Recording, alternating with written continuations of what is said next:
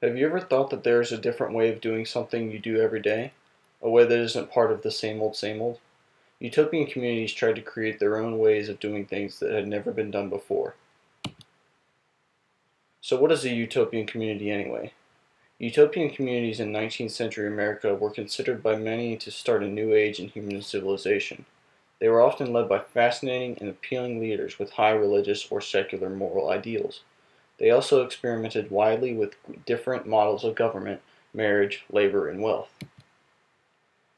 One cause of the utopian community movement was Plato's book The Republic, written around 380 BCE. In the book, Plato described a perfect society with no problems, as well as addressed many moral issues. These ideals influenced some of the philosophers of the 1800s to think that there is a hope to create a flawless community. Many people thought that the U.S. government was not set up to perfection, and they believed that they could do it themselves. Many turned to the Protestant church while others made their own religions. These people tried to use religious ideas and solutions to construct experimental communities that isolated themselves from the American society and improved their lives in unfamiliar ways. Lastly, people realized that they could live in a perfect world, and naturally, they wanted that. After all, wouldn't you want to live in an ideal lifestyle? George Ripley was born on October 3, 1802, in Greenfield, Massachusetts. He graduated Harvard University in 1826. Ripley led the founding of the famous utopian community Brook Farm in 1841 with a group of transcendentalist thinkers. One of his goals at Brook Farm was to combine the thinker and worker as far as possible in the same individual. Ripley believed that in order to build the perfect society, citizens needed to be well balanced and healthy through physical labor, education, and living close to nature. Transcendentalist beliefs included that all people have knowledge of themselves and the world around them that transcend beyond the five senses. Unitarians believe that people can come together as individuals, your identity, questioning mind, and heart, to create a powerful force that honors everywhere you go. Members and advocates of the Utopian Society movement set up their own communities isolated from the rest of the world. These communities aspire to be perfect by setting up unusual ways of sharing property, labor, and family life. Many communities were short-lived with only a handful surviving past a decade. These short lifespans ultimately resulted in a nationwide failure of the movement. Despite the widespread failure, some of the ideas formed during the development of those communities still exist today. One example being how religious people refer to their beliefs to find peace within themselves.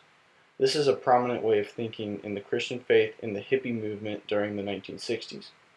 Whole communities, despite effort to be the future of society, struggled, with only a few still existing today, one being the Shakers.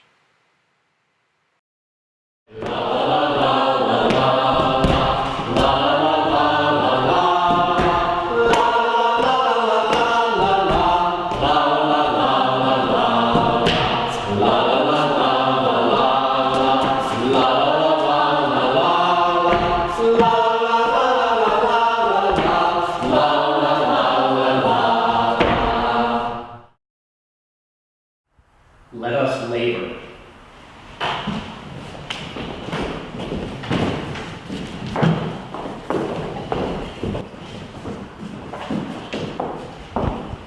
Come life, shake your life, come life eternal, shake, shake out of me all that is carnal. Come life, shake your life, come life eternal, shake, shake out of me all that is carnal. I'll take new steps, I'll be a day. I'll show Michael twice how he did. I'll take new steps, I'll be a day.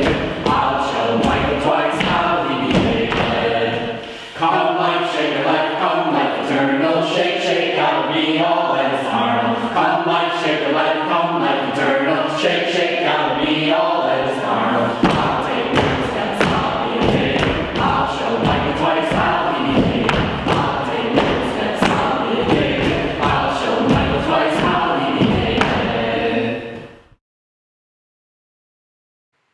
This speech was given by Ralph Waldo Emerson, a major American scholar and leader of the Transcendentalist movement. He gave this commencement speech at Harvard College on August 31st, 1837, to the Phi Beta Kappa Society, widely seen as one of the United States' most prestigious honor societies. Emerson's address mostly focused on the importance of individual judgment over what was socially acceptable as the definition of freedom. His ideas went on to shape Brook Farm, as well as many other utopian communities. In his speech, Emerson could have definitely been biased because of his transcendentalist beliefs. As an advocate for individuality, he spoke strongly on that topic. The end of his speech is a great example of this. It reads, "We will walk on our own feet, we will work with our own hands, and we will speak with our own words." This quote pushes his beliefs onto the audience by saying, "we will," repeatedly, inferring that Emerson's audience is coming with him. This picture from 1838 is entitled "Shakers, Their Mode of Worship," and shows a still frame of their community during one of their rituals of worship. It was originally a lithograph made by Daniel Wright Kellogg and the Kellogg brothers in Hartford, Connecticut.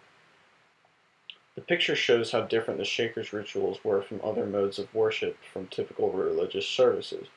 They combined a dance routine with singing of religious song. The author of this song is Joseph Brackett, born in 1797 and died in 1882. Simple Gifts was a song sung by the Shakers during their worship services, and tells that it is a gift to be simple, free, and be where we ought to be. This song marks some of the beliefs from the Shakers community, such as simplicity and the embracing of change. Brackett could potentially be biased because he himself was a Shaker. The Shaker beliefs definitely influenced his lyrics, as they were purposefully written to be sung by the Shaker community and assist in their worship. This picture of New Harmony shows how their community wanted to be isolated from the rest of society, by building a wall around their community. This practice was common among many other communities. This is significant because it shows how utopian communities wanted to withdraw themselves from the world in order to not be influenced by outside forces, in order to achieve the ultimate goal, utopia. This ensures the community was pure and kept its standard beliefs in government systems. The picture also shows how immaculately designed New Harmony was, which directly affects how the community was run and their value system. Nathaniel Hawthorne wrote this letter in 1841 from Brook Farm. In the letter, he described his experience of farming in the community, the environment around him, some of the people in the community, some of their traditions, and his expected agenda for the future. This is significant because it gives a primary source of what it was like to live at Brook Farm in 1841. He tells of some of their farming methods and how secluded their community is from the rest of the world. Hawthorne could have been influenced by the Brook Farm members' beliefs and could bias his writing. He generally seems to enjoy the community, saying that he has gained strength wonderfully, grown quite a giant in fact, and can do a day's work without the slightest inconvenience. Thank you.